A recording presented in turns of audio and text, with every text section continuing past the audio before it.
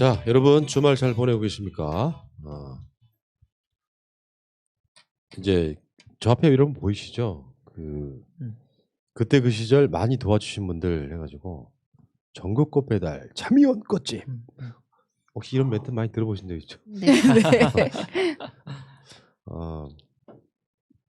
저는 이런 분들에 대한 고마움이 굉장히 커요. 네. 요즘 다 안 좋습니다.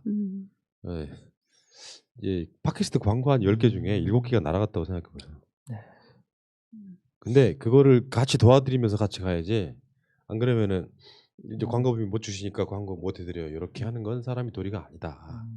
그런 의미에서 많은 분들이 이제 정권이 바뀌고 나서 솔직히 말씀드리면은 이런 팟캐스트나 유튜브 시장에 들어오시는 분들이 꽤 있어요. 업체들 중에. 근데 그런 분들이 자금력을 앞세워서 막 대대적 광고를 하는 것은 그럴 수 있다고 치지만 막 그게 얼마였든 간에 이게 뭐 1, 20만 원이었든 뭐 얼마였든 간에 그런 돈들을 광고비 명목으로 후원해 주시고 오랜 시간 동안 같이 해주신 분들에 대한 의리 한번 지켜드리고 싶고요.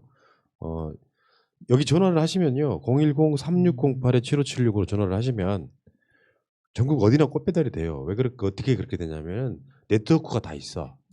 그러니까 여기다 전화를 하셔가지고 뭐 서울이든 울산이든 부산이든 대전이든 광주든 다 배달할 수 있다는 말씀드리고요. 꽃 배달하실 일이 있으면 좀 도와주시기 바라겠고요.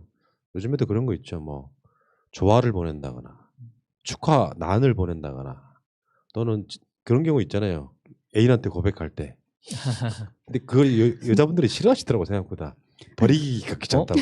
정말요? 현찰로 달라고. 근데 요즘에 모르겠으니까 그러니까 저 같은 경우는 뭔가를 했을 때 나중에 이 뒤처리 이걸 어떻게 할까라는 생각이 들 때 뭔가 이렇게 좀 달라져요. 품목이든지. 사람이 말이야. 네.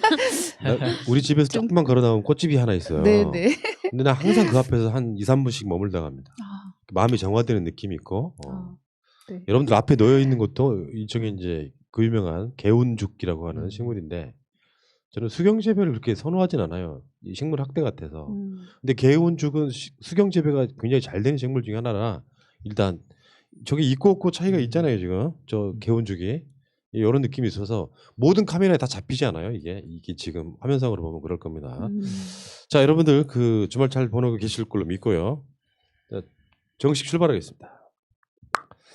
자 팟캐스트 최초의 오직 옴부즈맨만을 위한 프로그램 새날 한나인 105번째 방송 시작하겠습니다. 지금 제 옆에는 3분 나와 계십니다. 갓나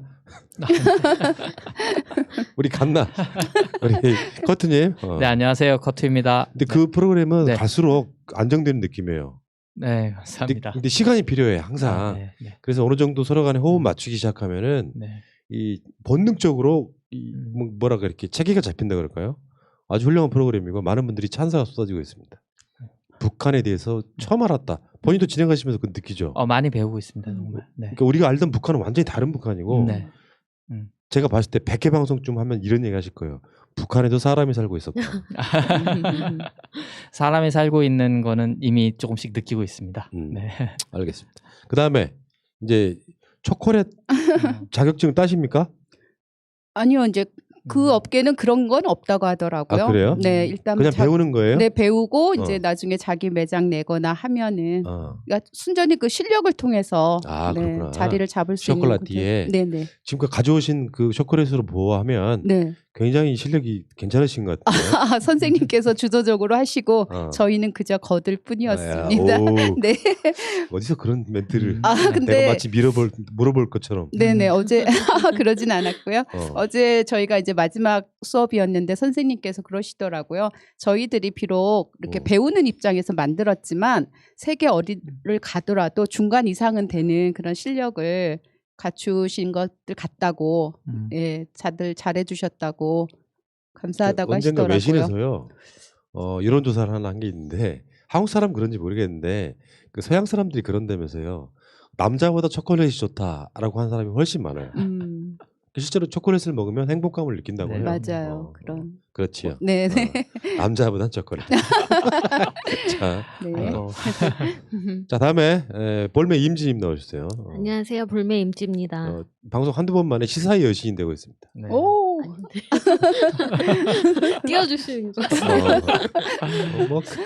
뭐 그렇게 하면 그냥 아이, 그럼 여신으로. 여신 아니고 여신. 역시. 아 어릴 때 별명 아 그랬어요? 이다 촉새였다. 촉새? 촉새. 왜요? 왜? 네. 왜? 어릴 때 좀 많이 어, 많이 좀 그랬습니다. 말이 많았구나. 알겠습니다. 이 세 분과 함께 출발하겠습니다. 자 이슈 아닌 이슈 시간인데요. 오늘은 4개가 올라와 있네요. 첫 번째 옆집세 풀어놓은 대형견 뭐 이런 이야기인데 이건 뭐예요? 네, 복도시 아파트에 옆집에 할머니가 그 개가 5마리인데 이거를 목줄도 없이 그냥 복도에 방치를 해가지고 여기 새로 이사 오신 분이 너무 무서워서 제대로 이제 지나지도 못하고 그래서 경찰에 신고하면 경찰은 그때뿐밖에 조치를 못 취해주고 구청에 신고를 해도 구청에서도 강제할 방법이 없다라고 해서 지금 매일매일 힘들다고 해요. 그래서 조금 반려동물 기르시는 분들, 반려견 키우시는 분들이 책임감도 좀 갖춰야 되지 않을까 싶어서 가져왔고요. 이게 사회적 개념이 좀 떨어지시는 거고요. 네. 이거는 이제 그런 거 있잖아요. 개주인들이 가장 큰 단점이 뭐냐면 우리 개는 안 물어요. 그건 모르는 거야. 그렇죠. 뭔 상황이 벌어질지 모릅니다. 이런 상황이면 저 같은 경우는 집에서 못 나올 것 같아요. 네. 무서워서. 그쵸. 그러니까요. 이분도 네. 엘리베이터 내리셔서 다시 내려가셨다고. 그러니까 네. 5마리나 참. 예. 근데 구청에서는 개 주인 동의 없이 강제할 방법이 없다. 말도 안 되는 소리죠. 자 다음에 전두환 동상. 이게 지금 원래 강화문에 있다가 이게 광주 법원으로 갔거든요. 근데 완전히 머리 부분이 완전히 깨졌더라고요. 네. 이걸 어떻게 해야 되나 이런 논란도 있습니다. 네, 지금은 이제 옛 전남 도청 앞에 있는데요. 지금 눈 이상이 다 날아갔어요. 그래서 이거를 계속 성남 민심의 방증이니까 존치하자. 흉물이니까 치우자라는 민원이 들어와서 고심을 하고 있다고 하는데 존치하자는 분들도 그냥 이대로 존치할 것이냐 아니면 그 작가분한테 수리를 맡겨서 다시 원래 모습대로 복원해서 존치할 것이냐 이게 논란이라고 하는데 저는 이것도 하나의 역사적 흐름이라고 봐서 그냥 이대로 존치하자라는 의견을 드리고 싶어서 저도 그런 가져왔습니다. 생각이에요. 네. 이게 그런 용도를 만드신 거 아니었나요? 그렇죠. 어떻게 보면 네. 분노에 그렇기 때문에 깨진 것 자체가 의미가 있다고 생각해요. 민심의 표현. 자 넘어가겠습니다. 다음에 지금 그 의사협회에서 의대 정원 확대는 절대 불가하다.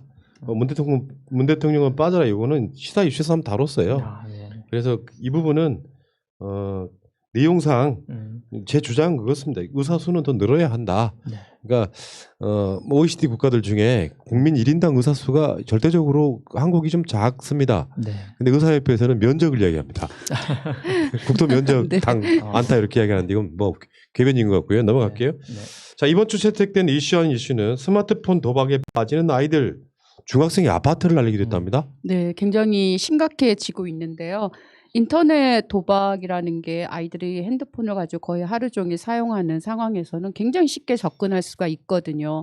근데 이제 문제는 정식으로 이게 도박 사이트로 연결되는 게 아니라 무슨 게임이라든가 뭐 스포츠, 뭐 토토 뭐 이런 식으로 좀 가볍게 접근할 수 있는 것에서부터 시작할 우려가 커서 그리고 이게 이제 심해지면 나중에 그 진짜 도박 중독까지 가기 때문에 이거 미리 학생들을 대상으로 정말 강력한 어떤 교육이라든가 아니면 그런 업체들의 그 굉장히 엄격한 법 집행 이게 필요한 그런 시기인 것 같아요. 그 의사들에 의하면은 도박의 중독성은요. 그러니까 도박해서 자기가 땄을 때 느끼는 쾌감이 맞아요. 성적 쾌감보다 몇 배는 없대요. 그러니까 도박에 빠진 사람들은 성적 쾌감에 대한 자극이랄까 이런 게 없답니다. 그 정도로 심각하다고 그러고. 네, 그 보통 우리가 뭔가를 했을 때 내 의지대로 조절을 할 수 있어라고 생각하지만 절대 그렇지 않거든요. 인간이라는 게 이성을 가진 존재이기도 하지만 어찌 생각하면은 그 호르몬에 의해서 조종이 되는 약간 동물 같은 그런 또 면도 있기 때문에 절대로 이게 청소년들 같은 경우에는 아예 접근조차 해서는 안 돼요. 왜냐하면 이거 진짜 심각한 문제거든요. 이게 정말 제대로 조치되지 않아서 성인이 돼서까지 하게 되면은 진짜 뭐 돈은 돈이지만 이 모든 관계들이 다 파괴가 돼버리고 사회적으로 고립되고 소외될 수밖에 없어서 인생 자체를 망치는 그러니까요. 거거든요. 그래서 이거를 굉장히 어른들이 정말 진지하게 접근을 해야 되고 지금 그 2018년도에 통계 나온 것을 보니까요. 그 굉장히 위험성 있는 그 비율이 전체 청소년의 한 6.4% 정도가 된다고 해요. 그러니까 어른들이 알게 모르게 이 청소년들 대상으로 이 인터넷 도박이라든가 일종의 그 돈 내기 게임 같은 것들이 심각하게 퍼져 있다는 거죠. 지금 보니까 청소년 도박이 어른의 3배 정도. 그러니까요. 그러니까 이게 이 절제력 자제력도 부족할 뿐더러 이러다 보니까 진짜 아파트 한 채를 날리는 상황도 그렇죠. 벌어진다고 하니 이거 심각한 문제입니다. 네. 스마트폰 때문에 그렇게 되는 네, 거죠. 그렇죠. 항상 끼고 있으니까. 그리고 이게 문제가 됐을 때 혼날까 봐 아이들이 미리 얘기를 하지 못하고 방치하고 또 계속 하다 보면 큰 문제가 정말 터져서 그게 밝혀지는 거잖아요. 그렇게 되면은 굉장히 곤혹스러운 상황이 되기 때문에 그렇고 아이들이 또 치료를 하고 해서 일종의 단도박이라고 도박을 끊는 그런 비율도 사실은 생각보다 적대요. 그러니까 그만큼 중독이 굉장한 문제를 일으키고 있다고 합니다. 지금. 제가 어렸을 때 집안에서 명절에 미니와터를 쳐본 적이 있어요. 네. 근데 정말 훌륭한 어린이 청소년이었다고 느끼는 게 내가 돈을 잃었습니다. 가족이 미워지는 거예요. 그 어린 마음에 네네. 아 이런 거 하면 안 되겠다 싶어가지고 우리 집안 사람들은요 명절에 고스톱도 안 쳐요. 이게 좋은 건 아니더라고. 네. 그러니까 예를 들어서 돈을 여유 있게 가진 어른이 됐을 때 서로 막 주고 싶어서 치는 네네. 그거라도 결국에는 승부욕 때문에 지고 나면 기분이 나빠. 그래서 저는 살면서 당구도 꽤 쳤거든요. 네. 친구들이랑 네. 당구도 한 300 치는데 내기 당구를 쳐본 적이 없어요. 그 이후에 네. 그게 한번 빠지기 시작해서 되게 도박해서 땄던 사람 봤어요? 결국에는 도박으로 지금 그쵸. 중학생이 아파트 한 채 날리기도 하는 네. 상황인데 네. 그러니까 지금 그 우리 방송 보고 계시거나 듣고 계시는 분들을 그런 생각 한번 해보셔야 돼요. 내 아이는 네. 이런 곳에 문제가 없는지를 한번 점검해 보시기 바라겠습니다.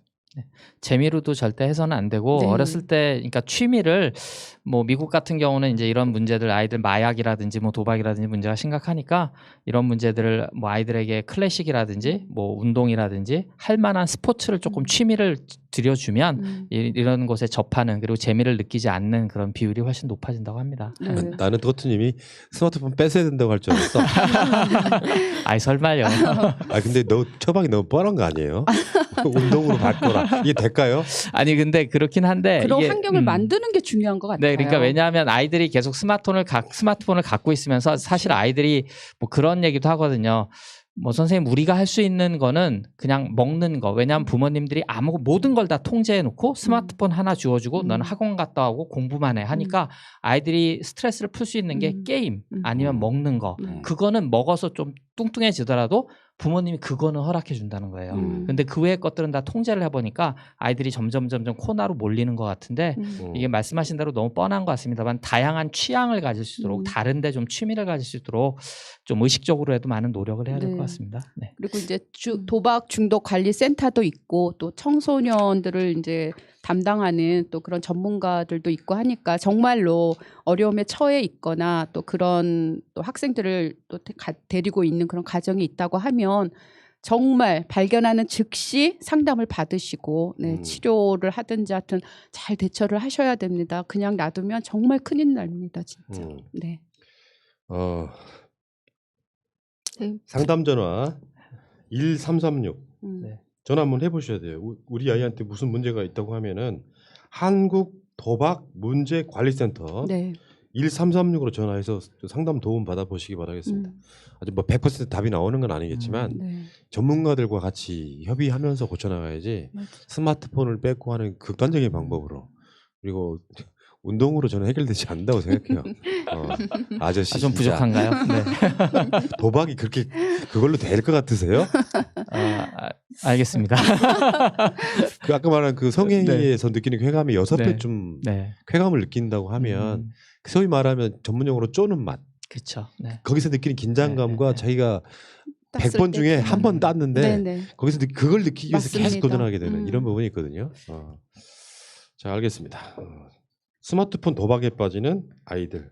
세상이 편리해지는 만큼 네. 부작용도 꽤 있는 것이 현실입니다. 여기까지 하겠습니다. 자, 이메일 한번 보겠습니다. 네, 이동욱님 이메일입니다. 푸나님께 이동욱입니다. 오랜만입니다. 어제 최민희 전 의원님과 방송하시면서 현 정부는 친북 정권이라는 멘트를 듣고 다소 거북했습니다. 그 표현보다는 남북 화해와 평화를 바라는 세력과 전쟁과 긴장감을 늘 유지하려는 세력으로 구분을 해주셨으면 좋겠습니다. 남북 문제는 유튜브 방송이더라도 멘트는 조금 신중한 것이 좋을 것 같습니다. 네, 이동욱님 저한테 여러 가지 조언을 비공개 메일을 통해서 많이 해주시는 분이세요. 근데 뭐 이거 굳이 제가 공개를 해드리는 이유 중에 하나가 해명도 드릴 겸 받아들이기도 할 겸 뭐냐면은 이 대화하는 어떤 과정상에 이제 친일 친북 이런 표현에 대한 얘기가 나왔어요. 굳이 말하자면 저는 제 의도는 그냥 웃기려고 하는 말이 아니라 회피하지 말자는 거예요. 네. 그러니까 친일은 욕하면서 친북이란 소리 듣는 건 되게 두려워하는 것에 대해서 일부러 그렇게 따지면 대한민국은 북한과 친한 네. 친북이 되는 그러니까 친북 정권이잖아요. 이렇게 표현했던 거고. 근데 이제 들으시는 분들 입장에서는 저쪽에서 그렇게 공격을 해오거든요. 이 친북 정권이라고. 이제 그 용어를 서로 의도는 다르겠지만 듣는 사람 입장에서는 불편할 수 있었겠다라는 의미에서 좋은 의견 감사합니다. 이동욱님 계속하시죠. 이준봉님, 진취적 통합당? 김종인이 미통당 비대위에서 미통당을 진취적인 정당으로 만들겠다고 했다 합니다. 이 사람은 진취가 무슨 뜻인지 알고나 말하는지 몹시 궁금합니다. 혹시 다할 진, 취할 취, 몹시 취함으로 알고 진취적 정당을 만들겠다고 한 거라면 그건 충분히 이해할 수 있겠지만요. 지난 4월 총선에서 완패를 하고 새삼 돌아보니 그게 다 진보적인 스탠스를 취하지 못했던 게 원인이었던 것 같고 그래서 기본소득도 들먹이고 진취니 뭐니 떠들어대는데 이제 와서 그걸 말로만 떠든다고 과연 얼마나 효과가 있을까요? 여전히 민경욱이 부정선거니 뭐니 떠들어대면서 그 당에 남아있고 아직도 곽상도 같은 사람이 토착 외구력을 과시하며 그 당의 의원으로 남아있는데 무슨 진취적이란 소리를 짓거리는지 이해가 안 갑니다. 또 설령 100번 양보해서 보수라고 설치던 지난 과거를 벗어던지고 진보로 방향을 전환했다고 칩시다. 그럼 우선되어야 할 건 지난 시절에 대한 반성과 자기 성찰입니다. 명박이가 말아먹었던 4대강의 22조, 그네가 꿈꿨던 가업계승, 이것만 없었어도 쓰레기를 넘어 완전 폐기물 수준인 조중동이 떠들어대는 경제가 어쩌고 하는 말은 안 나올 수 있는 말이었습니다. 거기에 더해서 나베는 어쩌고요. 숱한 의혹과 고소 고발에도 조사 한 번 안 받는 나베 같은 애를 놔두고 진취적 정당은 개뿔. 우리나라 정치판에 김종인이라는 이름이 얼마나 큰 영향력을 가지는지 저는 잘 모릅니다. 제게 김종인은 그저 이리저리 기웃거리며 제 몸보신내만 신경 쓰는 박쥐의 전형. 그 이상은 절대 아니고 또 하나. 민주당 비대위 시절 정청래를 컷아웃시켰던 몹쓸 사람 그 이상도 절대 아닙니다. 그런 김종인이 진취적이니 뭐니 했다고 떠들어대는 언론이라는 것들도 우습고 아직도 국민 알기를 더벅머리 시골 촌놈으로 아는 것 같아서 불쾌하기만 합니다. 말 나온 김에 미통당 비상위원장인지 뭔지 김종인 씨에게 한마디 충고 좀 하겠습니다. 김종인 씨, 진취적이란 말 참 듣기는 좋은데 말이죠. 우선 세월호 사과부터 하시죠. 또 일본이 어쩌고 떠들어대는 1인 미디어들, 5.18이 북한군 어쩌고 저쩌고 들쑤셔대는 그저 돈이면 다 되는 그 1인 미디어들. 얘네들하고 확실하게 손절하고 그 다음에 진취적이니 뭐니 하고 말을 해도 하란 말입니다. 앞에서는 진취적 어쩌고 하면서 여전히 기레기들하고 으쌰으쌰하고 검찰들하고 뒤로 호박씩 까는 것 같은데 이제 그런 거 안 먹힙니다. 김종인 씨, 그동안 여기저기 옮겨다니면서 몸보신 잘해오셨죠? 그럼 말년에 한 번쯤은 정말 나라 위에 뭔가 하나쯤은 하셔도 되잖아요? 지금 같은 시기에 그래 세월호 우리가 잘못했다, 미안하다 한마디 해주면 좋잖아요? 이왕 맡은 거 그거 한마디로 당도 살리고 김종인 씨 본인도 살고 안 그렇습니까? 네, 공감합니다. 이게 근본적으로 변화를 해야 되는데 내부는 그대로 있으면서 밖으로 포장지만 바꾸는 과정. 지금 이 과정이라고 보고요. 근데 이런 쇼들이 일부한테는 먹혀요. 네. 이제 그게 문제라는 말씀을 드리고 계속 가겠습니다. 울들목님입니다. 윤미향 국회의원의 기자회견을 보고 저는 아무도 얘기하지 않는 이야기를 하려고 합니다. 바로 윤미향 국회의원의 아버지에 관한 이야기입니다. 윤미향 의원은 아버지에 대해 이렇게 말했습니다. 저의 아버지는 약 22년간 교회 사찰 집사로 근무하면서 교회 사택에 사셨습니다. 주택 비용이 안 드는 만큼 더욱 알뜰히 저축하셨고 22년 근무한 퇴직금을 한꺼번에 받아 현재 사시는 아파트를 4,700만 원에 매입했습니다. 윤미향 국회의원의 아버지가 22년간 사찰 집사로 계셨다는 말을 듣고 저는 가슴이 아렸습니다. 왜냐하면 제가 목사고 목사로서 사찰 집사로 산다는 게 얼마나 힘든지를 알고 있기 때문입니다.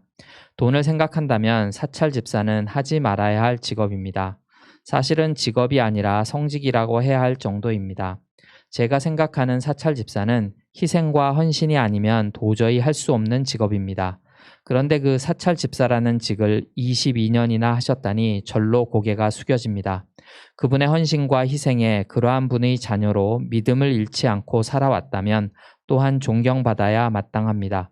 아버지에게 또 같은 것을 배웠을 거니까요. 저는 윤미향 의원님의 아버님을 먼저 믿고 싶습니다. 그리고 그러한 분의 딸로 성장한 윤 의원님을 믿고 싶습니다. 왜냐하면 앞에도 말씀드렸듯이 사찰은 돈에 욕심이 있다면 할 수 없는 직업이기 때문입니다. 목사로 사찰 집사로 사는 게 얼마나 어려운지 잘 알고 있기 때문에 이런 글을 써봅니다. 그리고 이 말은 푸른 나무님에게 그냥 푸념으로 해봅니다. 제가 꾸준히 새날을 듣고 있는데 기독교에 대해 조금은 편견을 갖고 계신 것 같아 마음이 아플 때가 종종 있습니다. 그리고 잘못 알고 있는 것도 있고 이단과 기독교 같은 것, 물론 그걸 알 수 없는 게 당연하지만 그래도 방송인데 전문가는 아니어도 자문은 해야 되지 않나 하는 생각도 들어 아쉬울 때가 있습니다. 저는 아주 보수적인 교단의 목사입니다. 그런 제가 새날을 거의 빠짐없이 듣고 있습니다. 개인정보는 생략하겠습니다. 예. 서운하시겠죠. 이를테면은 이제 무신론자 입장에서는 신을 믿는 행위에 대한 부정적 거부감이 있어요. 사실. 그렇죠. 그러니까 이게 이를테면 이제 그런 거죠. 아마 종교를 믿으시는 분들이나 이 목사나 이렇게 하시는 분들 입장에서는 그런 거죠. 믿는다는 것 자체가 어떤 의미냐면요. 증거를 보여주지 않으니 사람들은 안 믿는다고 생각하세요. 네. 그러니까 저도 나름대로는 무신에 관련된 공부를 많이 한 사람이에요. 이를테면 기독교를 거부하기 위해서, 불교를 거부하기 위해서. 그러니까 인간에게 긍정적 의미의 기독교는 분명히 있습니다. 나는 거기에 대해 존중을 해요. 다만 기독교의 어떤 그런 부작용들은 근원적인 성찰이 저는 돼야 된다고 생각하는 거예요. 정광훈 목사 같은 사람이 나오는 이유가요. 사실은 그러니까 어떤 행위라도 전지전능한 신의 능력을 이렇게 빌어와 가지고 그걸 사칭해서 사람들이 현혹되게 하는 과정에 우리 같은 사람들은 그 사람과 저 사람의 다른 차이점을 발견을 못하는 거예요. 그러니까 건전한 기독교가 갖는 의미는 저는 항상 주장을 해오는 게 이런 게 있어요. 내세가 중요한 건 아니다고 생각하는 거고 되게 기독교인들은 내세가 중요하다고 생각하는 분들이에요. 그게 뭐 사이비든 아니든 간에. 근데 현실에 있어서의 그 뭐랄까 신이 계신다고 하면 정말 천벌받아야 될 저놈이 너무 잘 먹고 잘 사는 부분에 대한 것들. 네. 예를 들면 국가와 민족을 위해서 타인을 위해서 엄청나게 잘 살았지만 기독교를 믿지 않으면 천당 가지 못한다고 하는 그런 논리들에 대한 거부감을 어떻게 극복하시라는 거예요. 내 말씀은. 저도 존경하는 목사님들 되게 많죠. 문익환 목사 같은 분들은 실제로 하나님의 또는 예수님의 뜻을 몸으로 실천하신 분들이라고 생각해요. 그런 이야기를 드리고 싶은 거고 서운하시더라도 서로가 제가 입장에서는 건전하게 종교를 하시는 분들에 대해서는 저 존중 얼마든지 해드려요. 그건 개인의 가치관이고 자유니까. 어쨌든 좋은 글들이었다고 생각이 들고 그러니까 이런 뭔가 이 상황을 아시는 분들이 설명을 해주시니까 훨씬 더 윤미향 의원의 아버님에 대한 이야기가 좀 쉽게 오네요. 또 어떤 보도에서는 윤미향 의원 아버지가 당시 뭐 암 수술을 받았다 이런 보도가 있었거든요. 댓글에 뭐라고 달린 줄 아십니까? 거기 가서 요양원이었네. 뭐 이런 식. 야 진짜 아유 뭐 더 하실 말씀 있으세요 이 여기에 대해서? 뭐 종교 논쟁이 될까봐 좀. 자 계속 가겠습니다. 네, 진희님의 이메일입니다. 숨어서 열심히 청취하며 응원하는 사람입니다. 많은 일을 겪으신 푸나님은 웃으시겠지만 저는 이런 일이 처음이라 살짝 쫄려서 문의합니다. 바쁘시겠지만 조언 부탁드립니다. 캡처한 화면은 오늘 윤미향 당선인의 국회 기자회견의 댓글을 보다가 하도 기가 차서 댓글을 썼습니다. 평소에는 제가 댓글 달고 그러는 사람이 아닌데 너무 열받아서 내지르고 말았네요. 이게 정말 고소감이 되나요? 앱이라고 쓴 부분이 좀 신경 쓰여서요. 만약에 고소가 들어온다면 어떻게 대처를 해야 할까요? 사소한 것으로 신경 쓰게 해드려서 죄송합니다. 항상 감사합니다. 응원합니다. 어떻게 이제 겁나신 거죠. 이게 만약에 고소가 들어오면은 그러신가? 어쩔까? 방법이 없지요. 방법이. 그러니까 근데 이제 이렇게 말씀을 드리고 싶어요. 아주 악의적으로 상대방의 인격을 모독하고 막 뭐 심각한 명예훼손을 줬다. 이런 거란 모를까? 뭐 댓글에 내가 좀 분노를 해서 어떤 표현을 이렇게 썼다고 해서 그게 다 고소가 들어오거나 고소가 됐다고 해서 다 처벌받는 건 사실 아닌데 이제 지금 시기는 좀 이런 거 있잖아요. 목소리가 큰 놈이 왕이라고 이제 현직 국회의원이 자꾸 경찰이나 검찰을 압박하면 이런 것들은 법대로 해버리는 게 문제예요. 악플이라고 생각하면 보통은 실제로 우리 쪽에서는 악플 좀 달린다고 고소 고발하지 않잖아요. 네. 근데 예를 들면 곽상도 같은 사람들에 대해서 조금 뭐 이상한 댓글 썼다고 다 고소해버리면 나경원이 그랬고요, 곽상도가 그랬고요. 그러니까 사실은 법을 진짜 안 지키는 자들이 아주 사소한 걸 가지고 대의기관인 국회의원이 그걸로 고소를 하고 이러는 거는 일단 자제를 좀 해야 되겠지만 너무 겁먹지는 마시고요. 한 번쯤 뭐 경찰이나 검찰에 다녀봐야 민주시민이구나 저는 그렇게 느껴요. 사실 막 쫄아서 막 그런 느낌은 없었고 저도 이렇게 경찰서나 이제 검찰청 들락거리면서 느꼈던 감정은 뭐냐면 조사 다 받고 날 좀 뿌듯해요. 네. 이렇게 하면서 역사에 나를 조금이라도 일조하는구나라는 생각이 들었기 때문에. 자 알겠습니다. 어쨌건 지혜님 너무 힘내시고요. 알려주세요. 고소를 당하시면은 도움은 드리겠습니다. 자 댓글 가겠습니다.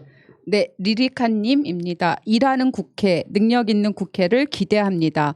다른 이들은 모르겠지만 저는 밀어붙이는 여당도 좋습니다. 야당도 야당다워야 인정받고 대접받는 거지.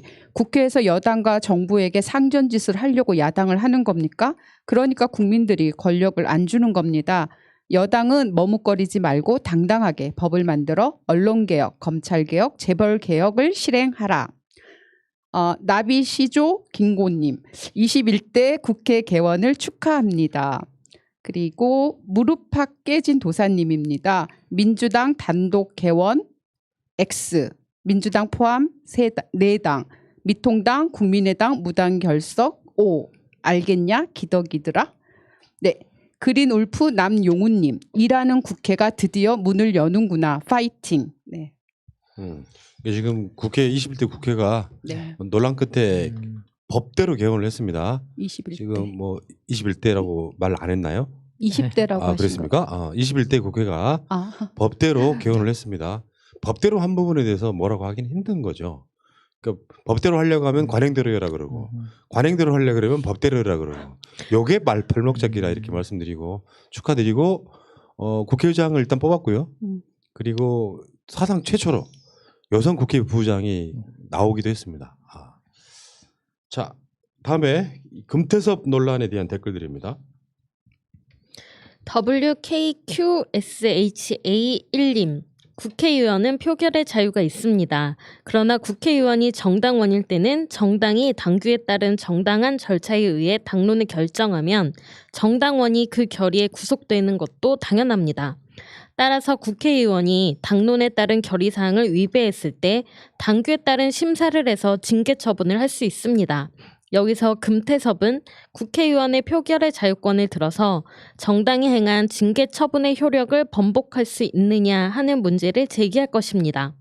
쟁점은 국회의원의 표결의 자유권 규정이 정당법에 따른 당규의 절차에 따른 징계 처분의 효력을 제한할 수 있을지입니다. 부정하는 것이 가능합니다. 국회법과 정당법은 병렬적 관계에 있다고 봐야 하기 때문에 그렇습니다. 더욱이 경고 처분이란 것은 심리적 압박을 가할 뿐 다른 법적 효과를 발생하는 제한을 부과하는 것도 아니므로 불복에 의해 제거해야 할 법적 효과는 없습니다. 금태섭이 당론을 위배해서 소신에 따른 표결을 존중하는 것과는 별개로 정당이 부과하는 징계 처분을 감수해야 할 의무가 있다고 보입니다. 굉장히 훌륭한 댓글이었어요. ASDF7님, 금태섭은 사춘기인가? 관심을 그런 식으로 받고 싶은가? 당론에 따르지 않으려면 왜 민주당 국회의원이 되었나? 소신 정치를 하는 것은 중요하다고 본다. 하지만 그 소신은 무엇을 위한 것인가? 금태섭 집안은 콩가루 집안인가? 조국 청문회 때 이미 색깔을 알아봤는데 끝까지 냄새를 피우는군. 너무 잘하고 있는 우리 정부에 힘 빼는 일 그만하고 조용히 있으라. 13월님, 첫째, 징계가 절차적으로 문제 있나? X, 권리당원의 요청에 따라 윤리위에서 심사숙고 끝에 내린 결론. 둘째, 금태섭은 당원 또는 당직자가 아닌가? X, 국회의원 신분에 속해 있더라도 당 소속인 이상 당원 당규의 적용을 받음. 셋째, 금태섭은 무소속 출신으로 혼자의 힘만으로 당선되었나? X, 민주당 소속으로 민주당 지지자들에 의해 당선. 넷째, 금태섭은 검찰 출신인가? 5. 92년도에 사법고시에 합격, 대검찰청, 서울중앙지방검찰청 등에서 근무하였음. 태섭 씨, 경선에서 무명의 정치 신인에게 털린 주제에 피해자 프레임 가져가려고 나 좀 제명시켜줘 하며 깝죽거릴 시간에 탈당이나 하세요. 예, 그 금태섭에 대해서는요. 저도 한마디 더 드리자고 하면은 뭐 국회의원의 무슨 뭐 표결의 자유, 헌법 이렇게 이야기하는데요. 정치인한테 법을 들이대기 전에 가장 중요한 건 국민입니다. 네. 자신의 지지자들이 선택하지 않을 정도였다면 저는 국민의 뜻에 반해서 뭐 죄송하게 생각한다 이런 식의 의사표명이 있어야 된다고 보고요. 조홍천 의원 같은 경우는 반대는 했지만 당론에 따라서 표결에 참여하면서 찬성을 했죠. 금태섭은 꾸준히 뉘앙스는 검찰 개혁을 반대하는 것 같은 뉘앙스로 활동을 해오다가 표결할 때 당론을 거부하고 기권을 내버렸죠. 이런 것들이 당 전체, 그러니까 당 지도부가 뭐 직권으로 금태섭 징계하자 이런 게 아니라 당원들이 금태섭을 징계해달라고 한 것에 대해서 당의 윤리심판원이 거기에 대해서 경고라고 하는 아주 경미한 징계를 내렸음에도 불구하고 계속해서 지금 뒷말을 남기고 있는데 가장 중요한 건 헌법 위에 국민이 있습니다. 그 국민의 어떤 뜻을 헤아리지 못해서 죄송하다 이렇게 이야기하면 될 걸. 왜 이러는지 모르겠습니다. 자, 그 이야기도 여기까지 하시고 자, 지금 상임위 배분에 관련된 댓글 한번 볼까요? 네, 네. 네, 김기곤님 댓글입니다. 대한민국은 법치주의 국가입니다. 그냥 법대로 하세요. 그나마 민주당 180석은 국민의 명령입니다. 관례? 그건 미통당 얘기고 미통당이 발목을 잡든지 장애투쟁을 하든지 민주당은 미통당을 패싱하고 전진하세요. 그게 법치주의 국가의 법입니다. 레리아 레온님, 법이 엄연히 존재하는데 관행 운운하는 자체가 적폐이다. 이러니 나라 곳곳에 웃기지도 않는 관행 운운하며 목에 힘주는 인간들이 넘쳐난다. 김희수님, 상임위원장 법대로 합시다. 180석 플러스 3석의 힘으로 금년 내로 적폐 청산해야죠. 이것을 못하면 후손들에게 죄짓는 겁니다. 야당 원내대표 대우 차원 아니겠어요? 원전 문제는 선투자와 후처리로만 볼 때는 절대 하면 안 되는 사업입니다. 다만 두 가지를 제외하면 생산 원가만 제외하고 생산 원가만 보면 저렴하죠. 그러나 생산 원가가 두 가지를 제외할 수 있나요? 사면 문제는 법대로 하면 됩니다. 확정 판결도 안 된 이명박근혜를 사면하면 교도소 폐쇄하고 교정공무원 전직시켜야죠. 할 걸 하자고 해야지. 해주면 위법을 행했으니 탄핵하자고 난리칠 집단이 저 사람들이잖아요. 계속하겠습니다. 네, 디아이린님, 개원하면 하는 대로 미통당 존재감 지워지고 안 하면 안 하는 대로 민주당 명분만 올라가고 법대로 하자는데 안 한다고 하는 자들이 불리한 거지. 박최은님, 주호영 대표는 점잖게 보여서 최소한 상식이 있는 사람인 줄 알았는데 비상식적인 억지를 말씀하시고 이분은 다른 줄 알았는데 착각이었습니다. 역시 미통당은 어쩔 수 없나 봐요. 예, 사람으로 태어나서 어찌 한나라당에 들어갈 수 있냐 하는 노 대통령의 말씀이 있으셨습니다.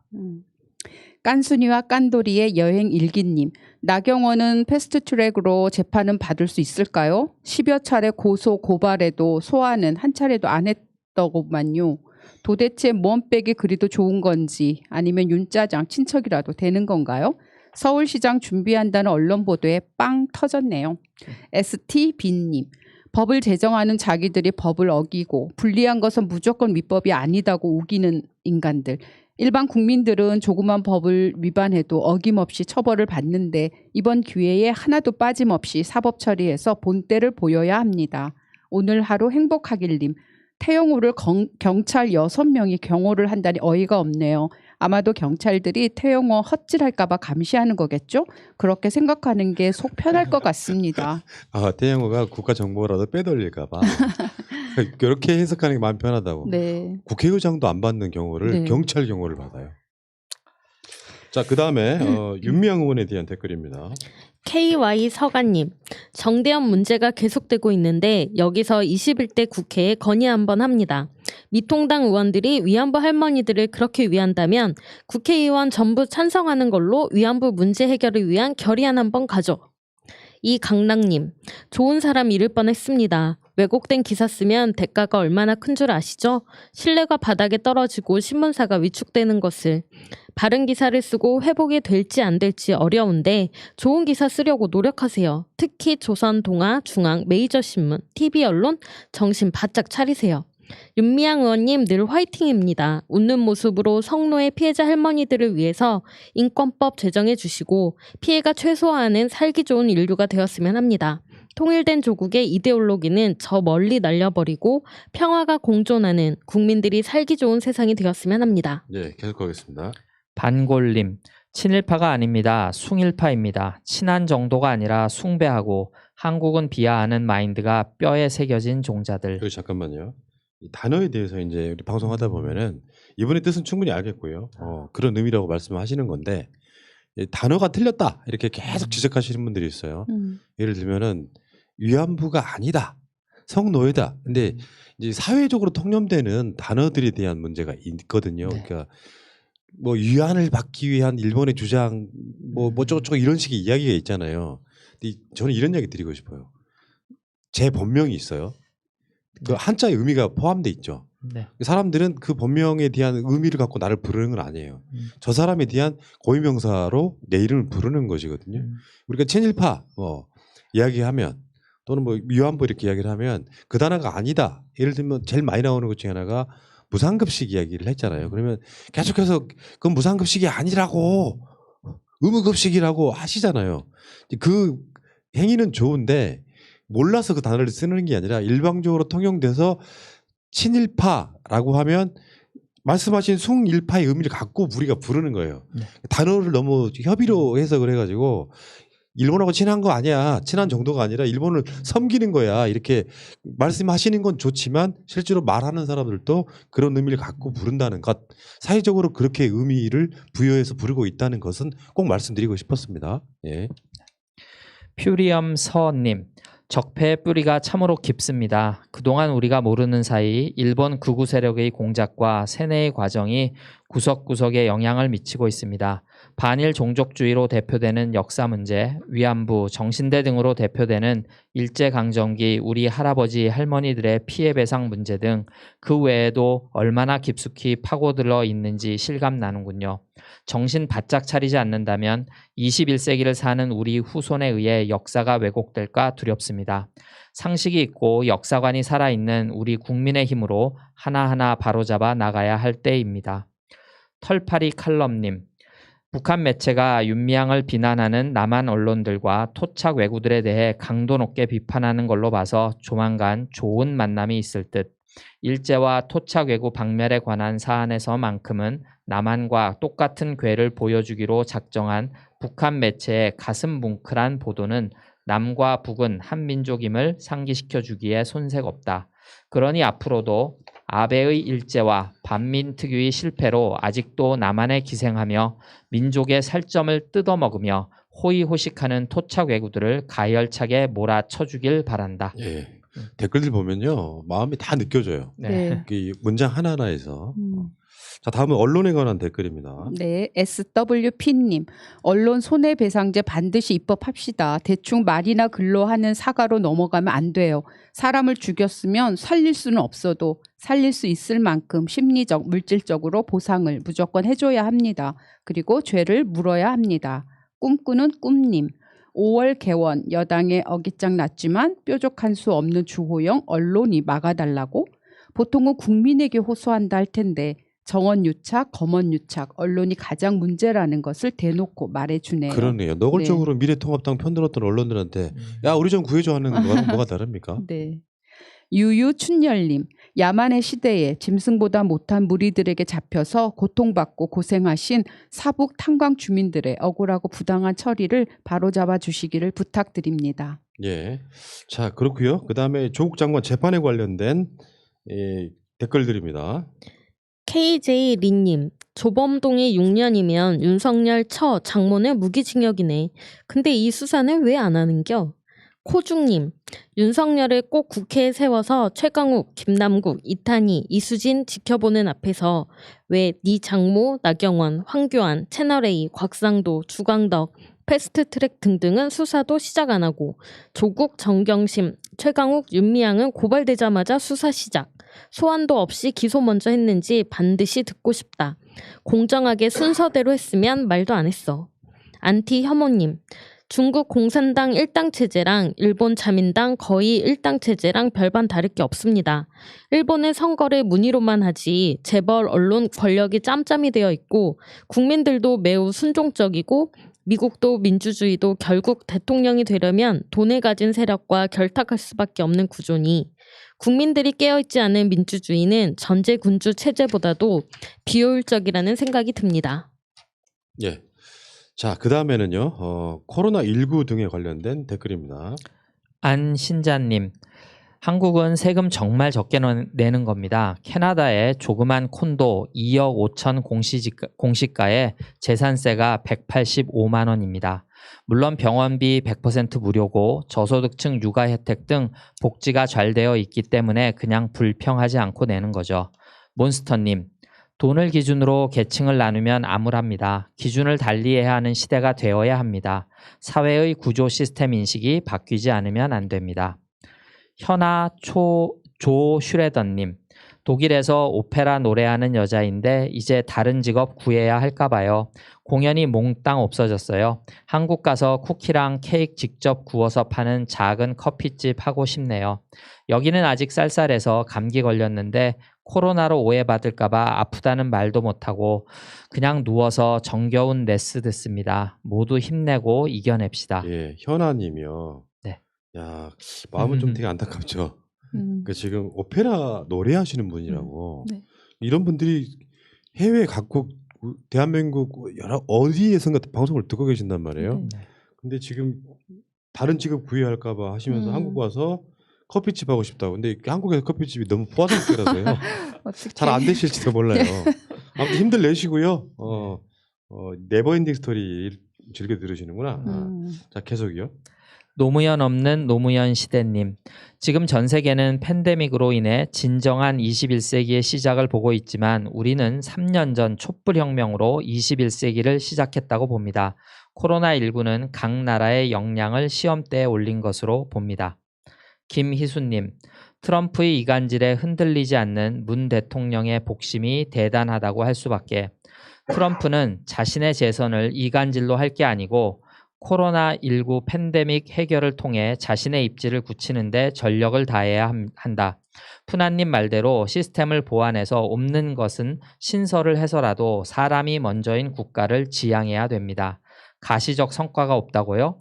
없으면 로얄티를 주고서라도 우리에게서 시스템을 수입해야죠.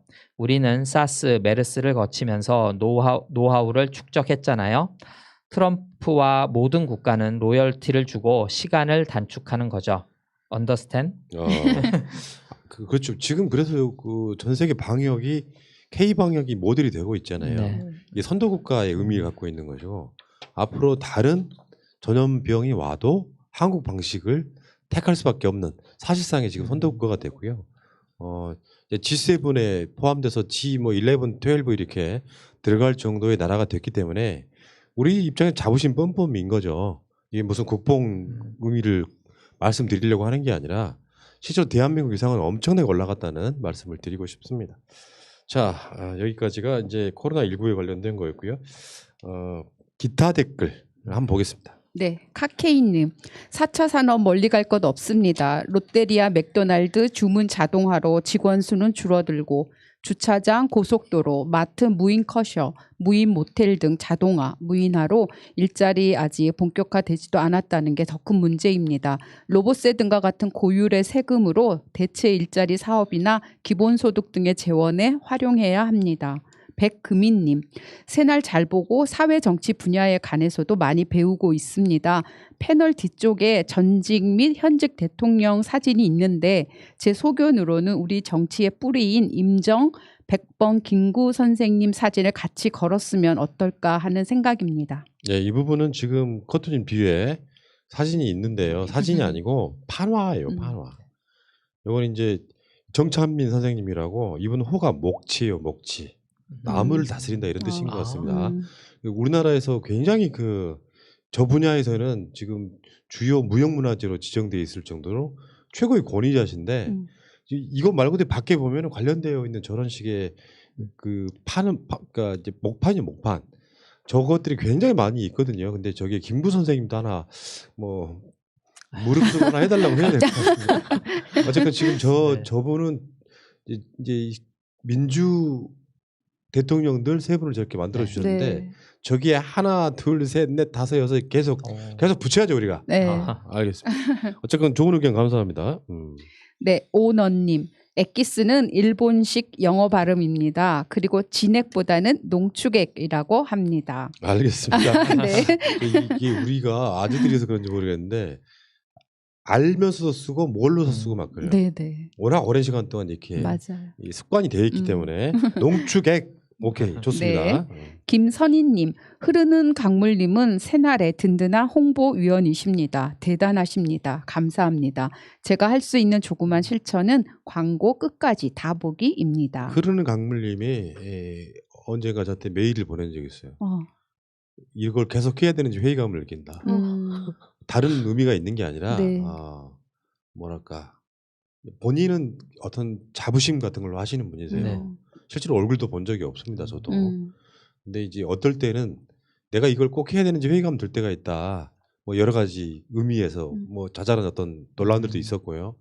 근데 대단하시다는 말씀을 방송을 빌어서 말씀드리고 싶어요. 고맙습니다. 네, 감바운님. 대한민국 국민의 한 사람으로 홍강철, 김련희님 정말 미안합니다. 쓰레기 짓을 한 권력자와 권력 기관들 때문에 생고생을 하셨다니. 이 부분은 좀 커튼님 한 말씀 하세요.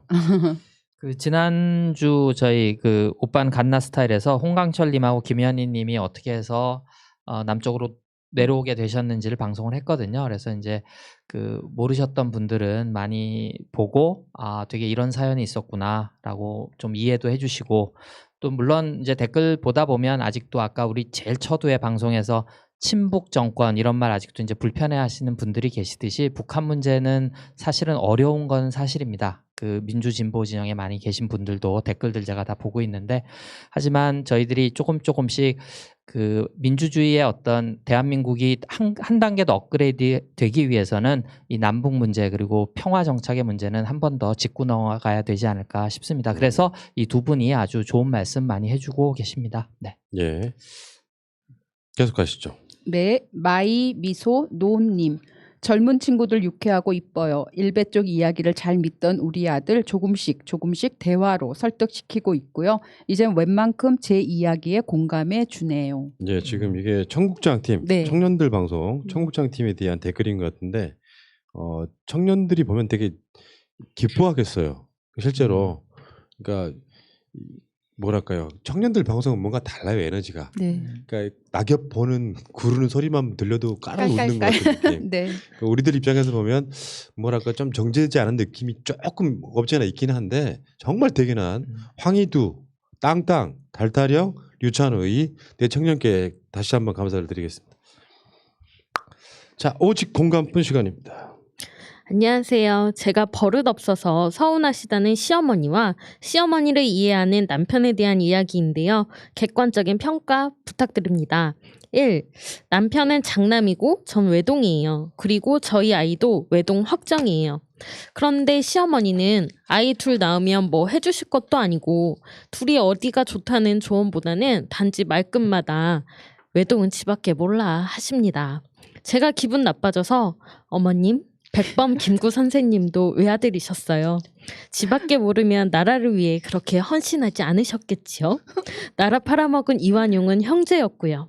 아무리 제가 편하셔도 그렇게 막 던지는 말씀은 제가 받아들이기 힘드네요. 라고 했습니다. 2. 딸을 낳은 저에게 예전엔 아들 못 낳으면 며느리가 사람 취급도 못 받았단다 하셔서 전 한숨 쉬며 어머님 옛날 분들은 못 배워서 그렇다 치고 요즘은 어디 가셔서 그런 말씀하지 마세요. 성별은 남자 정자에서 정해지는 거라 무식하단 소리 들으세요. 라고 했습니다. 3. 합가를 원하셔서 안 한다 했더니 봐라 네가 외동이라 니는 니밖에 모른다 하셔서 어머님은 왜 싫다는 사람한테 강요하시나요? 어머님도 어머님밖에 모르시잖아요. 합가라면 역지사지부터죠.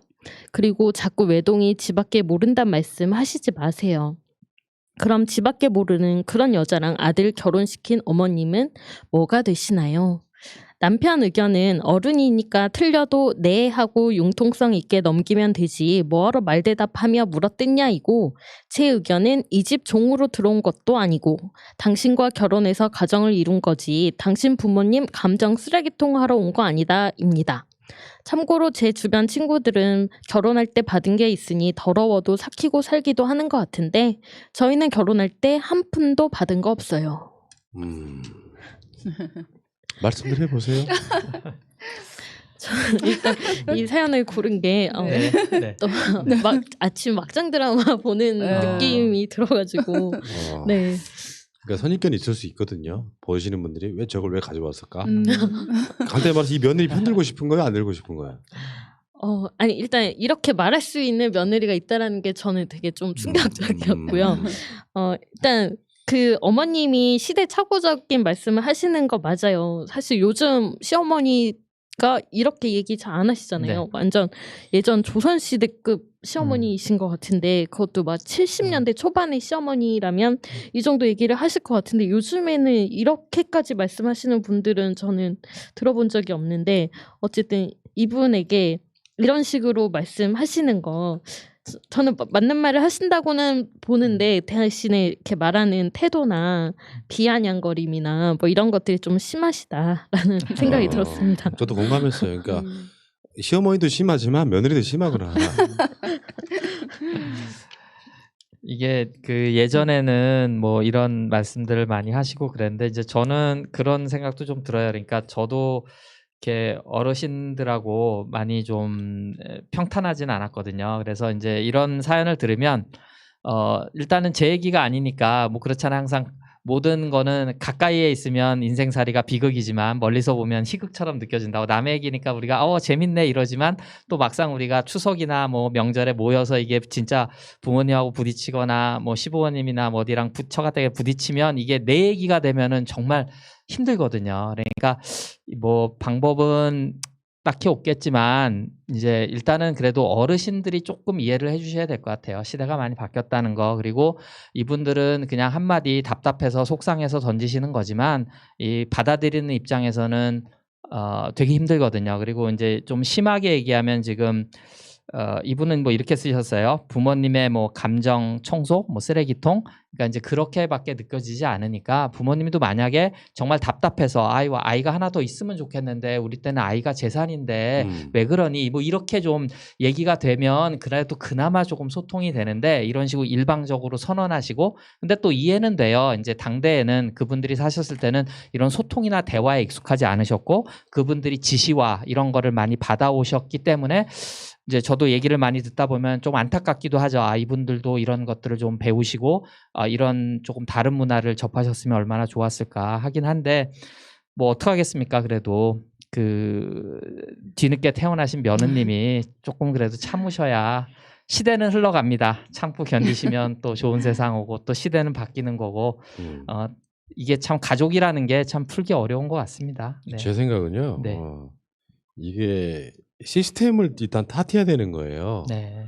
며느리 입장에서 나는 받은 거 없는데 내가 애 낳으려고 왔냐 하는 건 굉장히 극단적인 감정의 표현일 뿐입니다. 무슨 말이냐면은 누구든 원칙적으로 사랑한 사람과 결혼을 했지만 그 사랑한 사람과 연계되어 있는 예를 들면 남편이 내가 너랑 결혼했지 처가댁이랑 결혼했냐고 표현하는 거랑 크게 다를 게 없어요. 그러니까 내 남편이 사랑스러우면 내 남편의 어머니도 뭔가 존중해 주려고 노력하는 자세나 일이 일단 필요하다고 봐요. 문제는 이제 어머니 같은 분들은 사회적 시스템에 대해서 이해가 없어요. 왜 외동만 낳겠습니까? 아이들 키우고 그런 것들이 되게 보람되는 사회가 되면 낳지 말라 해도 3명, 4명씩 또 낳아요. 근데 지금 대한민국이 전 세계 1위에 출산율이 저조한 국가입니다. 1이 안 돼, 1. 두 사람이 결혼했는데 1이 안 되면은 계속 인구는 줄 거 아니에요. 근데 그냥 그렇게 만들어진 게 아니라 여러 가지 사회 시스템적인 문제가 같이 겹해져 있는 문제를 사실은 그건 어머니가 인식할 수 없을 거예요.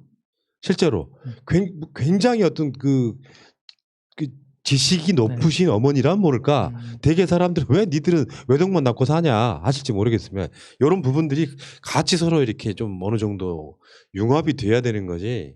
어쨌건 저는 난 시댁으로부터 받은 거 없는데 왜 나한테 요구하느냐 하는 방식은 너무 극단적이라고 생각해요. 그렇죠. 이게 저도 이제 마지막에 이제 나는 뭐 우리는 결혼할 때 한 번 받은 거 없는데 다른 친구들은 보니까 뭐 받은 게 있어서 참는 것 같다.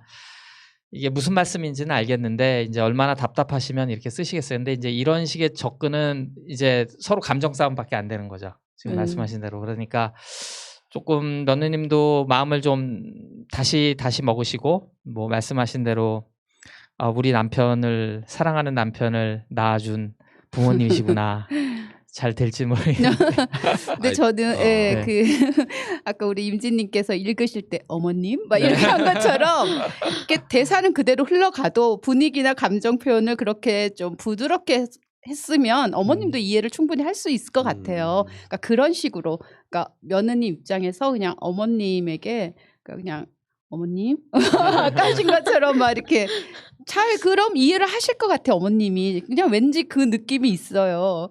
근데 좀 어렵긴 한데 좀 며느님 입장에서 이런 표현을 조금 더 부드럽게 잘 이렇게 설득하고 했으면은 좀 더 낫지 않았을까 그런 좀 아쉬움은 있는데요. 근데 제가 이 글을 읽어보니까 이 글에서 캐치가 안 되지만 저한테 보이는 건 하나 있어요. 이 시엄마랑 사이가 나쁘진 않아요. 그러니까 그쵸. 계속해서 그런 말씀을 하신다는 이유는 우리가 실제로 그 사람들이 어떻게 사는지 잘 모르기 때문에 확정적으로 말할 수는 없지만 시엄마가 며느리를 오해 안 할 수 있을 만큼의 사이는 되는 것 같은데 사실은 마음속에 며느리는 꽁한 게 있는 거죠. 난 사실 받은 것도 없는데 왜 이래 잔소리 드려야 되느냐. 친하면서도 이런 어떤 속마음이 있는 것 같아서 며느리 분 입장에서도요. 뭐 남편이 엄마니까 꼭 잘해드리세요 이런 건 아니고 사람 관계라는 게요. 내가 살아보니까 네가 나 싫어해? 그럼 난 너 안 만나지. 이러면 인간관계 발전이 없어요. 친구도 그렇고 사회생활도 그렇고. 내가 살아오면서 일관되게 유지하고 있는 건 그런 거예요. 마음에 안 들거나 나한테 반기를 드는 사람을 내 편으로 만드는 것이 최고의 전략인데 이게 돈 들고 뭐 그런 게 아니에요. 내 마인드를 바꾸면 됩니다. 예를 들어서 내가 방송을 막 운영해 오다가 내 마음에 안 드는 패널이 있을 거 아니에요. 그렇다고 해서 너 그만둬 라고 하면 관계는 그걸로 끝이에요. 나쁜 감정만 남기고 평생 가는 감정이 되는데 그런 사람한테 더 잘해주고 그러면서 이야기를 들어주기 시작하면요, 오히려 그 사람이 훨씬 충성도가 높아져요. 나 그걸 정확히 알고 있습니다.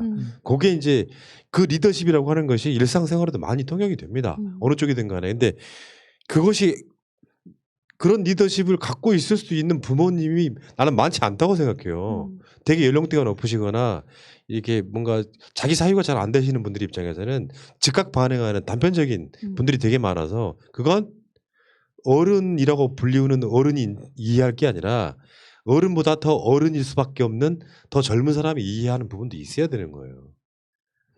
며느리 분이 말씀하시는 거 보면 이렇게 생각이 없으신 분은 아니에요. 그래서 뭐 역지사지라는 얘기도 하셨잖아요. 그러면 어머님이 이렇게 예전에는 아들 못 낳으면 사람 취급도 못 받았다 이런 얘기 한 거는 그 어머님이 그렇게 살아오셨던 어떤 한이나 뭐 이런 게 있을 수도 있거든요.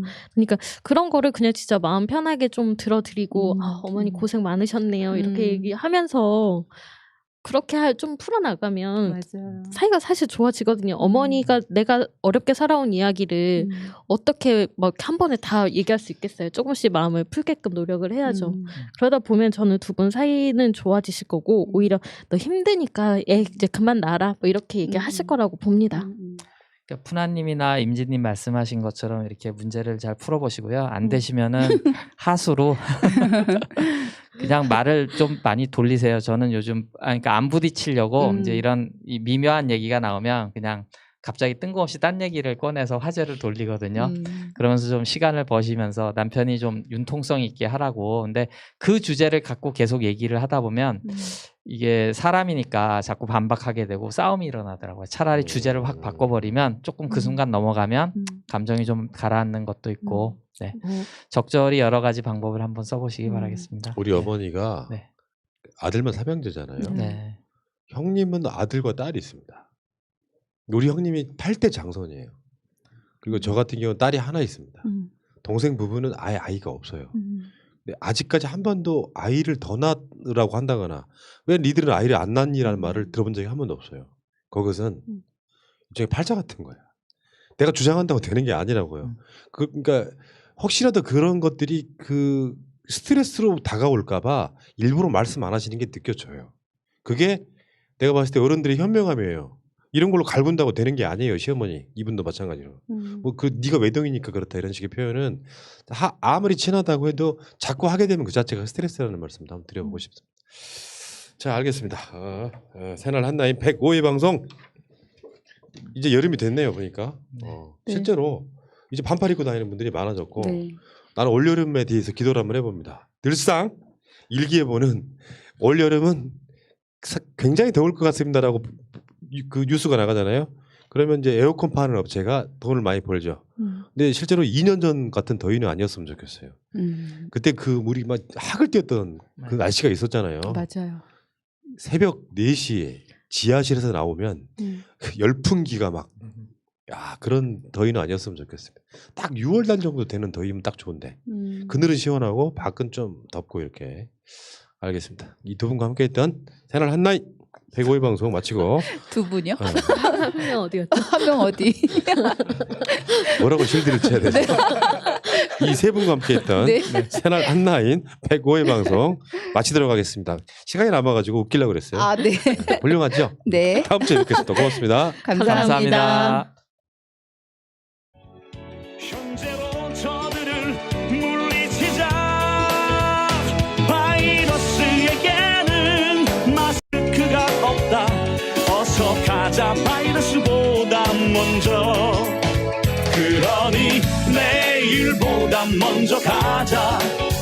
우리들의 희망을 형제이게 하자. 설령 그것이 내일이라 해도 현재로 저들을 물리치자. 바이러스에게는 마스크가 없다. 어서 가자 바이러스보다 먼저.